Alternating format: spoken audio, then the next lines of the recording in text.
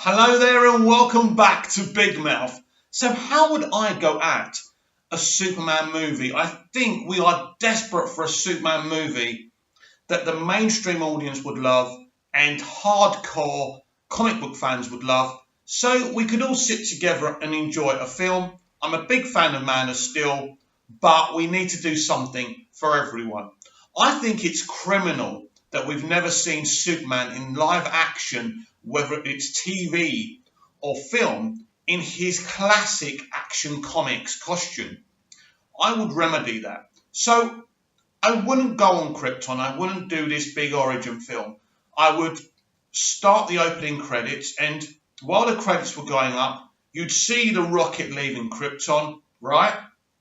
Then you'd see him arrive in Smallville. You'd see him become Superman in 1938 in his original costume. And then we'd go through the ages during the credits, seeing him in his different costumes in the different eras and him just being Superman.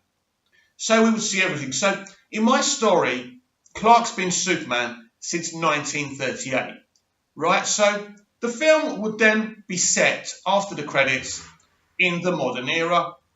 Now, the villain would be Metallo. I like Metallo because he's a domestic villain. He's not a villain who wants to take over the world. I'm so bored of comic book adapted films where the villain, the enemy, whatever you want to call them, is always trying to destroy the world. And there's this big battle and it's an alien invasion or something like that. Metallo is a really good character. Now, it would be John Corbin. John Corbin and Clark would be friends. So it would make kind of the situation that John Corbin, before he becomes Metallo, is Clark's friend. So when he becomes Metallo, it becomes this big, not just physical battle, but emotional battle. And I mean, what's great about Metallo is he's got this kryptonite heart, right? So how does Superman get past that? That's the whole thing. As I say, you want to have the emotional aspect of it, not just the physicality of it. Now, I'm a big fan of Jimmy Olsen. Jimmy Olsen would be very important in a Superman film that I did. I don't like the James Olsen in Supergirl. I hate the fact that there was no Jimmy Olsen in Man of Steel. And I hate that we got a Jimmy Olsen, a pretty good Jimmy Olsen, in Batman v Superman, and they killed him off. I mean, what's that all about? So he would be there. Now, it will be very interesting how I would go at this because I think Jimmy Olsen, maybe Clark brought Jimmy up. Maybe Clark brought him up as an orphan. Maybe he found him somewhere and then he gets him involved with the Daily Planet or something like that. Because my Superman in a Superman film, he's been there from a year dot, 1938, he's only just going to meet Lex Luthor in the modern era, but he's gone up against Luthors before. He's gone up against Lachlan Luthor back in the day. He's gone up against Lionel Luthor, who Lex Luthor's father. I mean, the first time we ever saw a live action or any version of Lex's dad was, of course, in Smallville, and so that will be a great Smallville shout out. I'm a big Smallville fan, so Lionel Luthor would have been his dad in the past, and I'd love to kind of come up with a reality where Lex was in Smallville and they did know each other when they were younger. That would be kind of interesting as well. But I might do that, but I might just introduce them. Now, many people don't like Eisenberger's Lex. He wouldn't have been my first choice, but I think the guy's a phenomenal actor and he did a great job in Batman v Superman.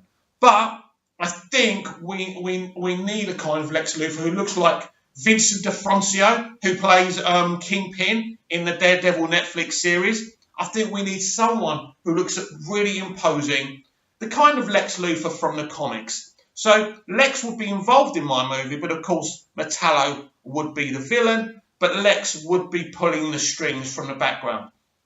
I want Lex to despise Superman. I want him to be like he's in the comics. Lex doesn't like him because he's literally an alien and he sees him as a threat. That's not just blarney by Lex. He totally believes that if anyone should have that kind of power, it should be him. Now, that's one thing that was right with Lex in Superman the movie. I mean, the Lex Luthor in Superman the movie wasn't really loyal to the guy in the comics, which is a shame, really. They went at this kind of, he was doing these land fraud deals, and he wanted, to destroy some of America so he could own it for himself. So even though I love Gene Hackman's performance as Lex Luthor, it was a bit too comedic, and I want Lex to be dark, and I want Lex to be imposing. I want Lois Lane to be a passionate reporter, but I want her to be a reporter for the right reasons, because she cares about humanity. She wants to inform, humanity, and, she hates Lex Luthor because she suspects he's corrupt, but nobody, including Perry, believes her. So, so there's some interesting aspects there. But as I say, I do believe if Clark or Superman goes up against Metallo, it's a very emotional story. But also, if we go back to when he first becomes Superman, he approaches the Second World War. The government are putting pressure in Superman. We'll see him have backflashes in the American government pressurizing him to join not just the American government, but governments of the world putting pressure on Superman to intervene in the Second World War and actually being asked to kill Hitler. Now, Superman refuses this because he doesn't want to kill, so that puts pressure on him because the whole world starts to turn on him. So we're going to see a lot of his history in this story, as well as him going up against Metallo. So there will be flashbacks. Now, a lot of people may say this is a stupid way, but I mean, this is just what I would do because I think it's really interesting. And just to see him in flashbacks in that action comic costume is iconic. And as I say, how can you have never, ever in live action, Warner Brothers, ever said, come on, let's see him in that action comics first costume? As I say, it's iconic. So we need to bring Superman back to the fans who have made him what he is and who love him, and we hold him in our hearts. So it's important, what kind of character is Superman going to be in my story? He's always going to be this upstanding, pure-hearted character, but I want him to have a bit of humour in him. I want people to see him as a friend and say, well, I wouldn't mind going down the pub with this guy, especially when you look at Clark. He's got to be a bit more humorous, but as well, be pretty strong when he's going for a story. I want him and Lois to actually compete for stories, so we can have a bit of humour there, and we can see their relationship. I want to see Lana Lang in this story as well. I want to see both characters there. How I would use Lana, I don't know, but certainly I would want her there. I want to use all the characters that are synonymous with Superman in the right way, but ultimately, he's got to be this pure-hearted hero, but it's so important that he's got a personality. One of the things I think that Superman's lacked in live action is a personality. If we can give him that, then all of a sudden we answer the question that everyone's been posing, who doesn't like Superman, who says he's not relatable. If we make him relatable, that's half of your effort. That means you can get a $2 billion blockbuster movie globally because people want to relate to him. People say you can't relate to Superman because he's an alien. Well, I related to him as a young boy. He was the character I related to over all the other superheroes, including Batman, who I think is awesome.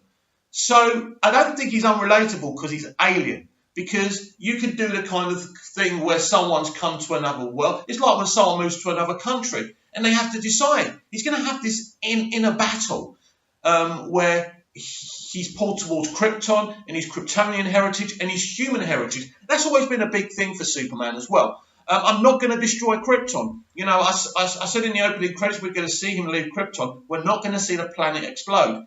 And there's going to be a call to action within the film where Superman has to decide, does he go back to Krypton or does he stay on Earth? And I think what I'd do at the end of the film, we'd actually see him leave Earth to go to Krypton. So then that's where we would base some of the sequel. A lot of people would be upset, I'm sure, if we didn't destroy Krypton. But you know what?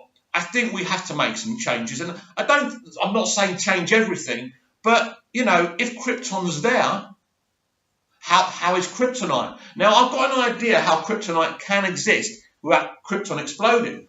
Maybe there's Kryptonite mines. I don't know. Something. But these are just ideas. Let me know what you think.